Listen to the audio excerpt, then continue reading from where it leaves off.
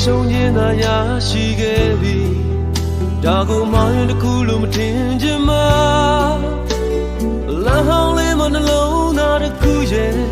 တီးတို့ငိုတမ်းကြားနိုင်မလားအိမ်မတစ်ခုဟာပြီးဆုံးခဲ့ပြီလောင်ခဲ့ခြင်းပြဘဝကိုဆုံးသတ်မတော့ပါဆုံးနိုင်ခွင့်ရှိလဲဆုံးခြင်းမေးပါရဲ့ဒီလမ်းလေးပေါ်မှာ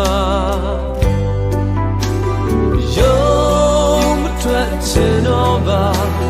ဆွဲလန်းခြင်းကိုမျက်နှာစွာစိတ်ငြိမ်စွာခံ